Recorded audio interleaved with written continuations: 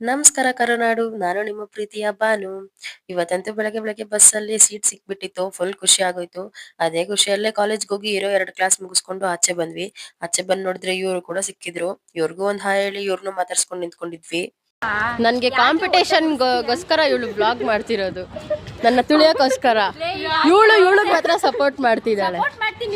ಕಾಲೇಜಲ್ಲಿರೋ ನಮ್ ಫ್ರೆಂಡ್ಸೇ ಬಂದ್ ಹೇಳಿದ್ರು, ಈ ತರ ಸೌಮ್ಯ ಕೂಡ ವ್ಲಾಗ್ಸ್ ಮಾಡ್ತಿದ್ದಾಳೆ, ನಿನ್ ಮೇಲೆ ಕಾಂಪಿಟೇಷನ್ ಮಾಡ್ತಿರೋದು ಅವಳು ಅಂತ. ಅವಳು ವ್ಲಾಗ್ಸ್ ಮಾಡೋದು ನನಗ್ ಮುಂಚೆಯಿಂದನೂ ಗೊತ್ತಿತ್ತು.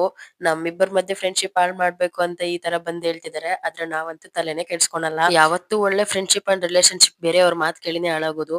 ಅದಕ್ಕೆ ನಾವು ಬೇರೆಯವ್ರ ಮಾತ್ ಕೇಳಕ್ ಹೋಗಲ್ಲ. ಇನ್ನು ಊಟ ಮಾಡ್ಕೊಂಡು ಬೇಗ ಕೈವಾರಕ್ ಹೋಗ್ಬೇಕು ಅಂತ ಬಂದ್ವಿ, ನಾನು ನಮ್ ಯುವ ವರ್ಷಿಣಿ ಎಲ್ಲಾನು. ಇವತ್ತು ಜಾತ್ರೆ ಇರೋದ್ರಿಂದ.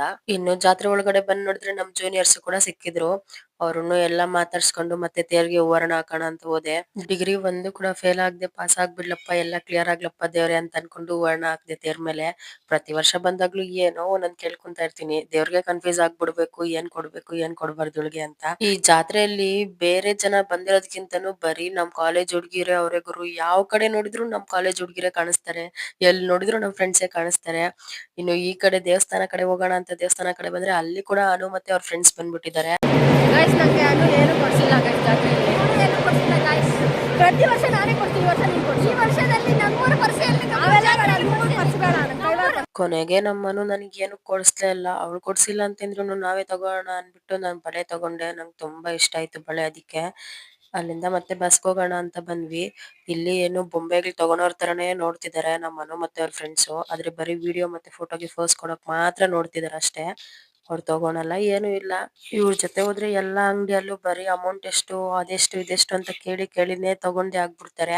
ಇವ್ರ ಜೊತೆ ಹೋಗಿದ್ ತಪ್ಪಿಗೆ ನನಗೂ ಮರ್ಯಾದೆ ಹೋಗ್ಬಿಡುತ್ತೆ. ಟೈಮ್ ಆಯ್ತು ಬಸ್ಗೆ ಹೋಗೋಣ ಅಂತ ಬಂದು ವೇಟ್ ಮಾಡ್ಕೊಂಡಿದ್ವಿ. ನಮ್ಗಿಲ್ಲಿ ಯಾರ್ದೋ ಮೊಬೈಲ್ ಸಿಕ್ತು. ಯಾರ್ದು ಅಂತ ಗೊತ್ತಾಗ್ಲಿಲ್ಲ ನಮ್ಗೆ. ಅಲ್ಲಿ ಇದ್ದಿದ್ ಯಾರೋ ಆಂಟಿ ಮತ್ತೆ ಅಜ್ಜಿ ಕುತ್ಕೊಂಡಿದ್ರು. ಅವ್ರು ಎಷ್ಟೊತ್ತು ವೇಟ್ ಮಾಡ್ಕೊಂಡಿದ್ವಿ, ಯಾರು ಬರ್ಲೇ ಇಲ್ಲ. ಅದಕ್ಕೆ ನಂಬರ್ ತೆಗೆದ್ಬಿಟ್ಟು ಯಾರಿಗಾದ್ರೂ ಕಾಲ್ ಮಾಡೋಣ ಅಂತ ನೋಡ್ತಾ ಇದ್ವಿ. ಅಷ್ಟ್ರೊಳಗಡೆ ಯಾರೋ ಹುಡ್ಕೊ ಬಂದ್ರು. ಅವ್ರು ಬಂದು ಫೋನ್ ಇಸ್ಕೊಂಡ್ ಹೋಗೋವರ್ಗು ನಾವ್ ಅಲ್ಲೇ ವೇಟ್ ಮಾಡ್ಕೊಂಡಿದ್ವಿ.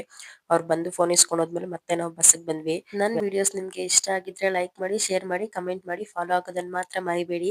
ಇವತ್ತಿನ ಕತೆ ಇಷ್ಟೇ, ಮತ್ತೆ ಸಿಗ್ತೀನಿ ಮುಂದಿನ ವಿಡಿಯೋದಲ್ಲಿ. ಅಲ್ಲಿವರೆಗೂ ಬಾಯ್ ಬಾಯ್, ಥ್ಯಾಂಕ್ ಯು.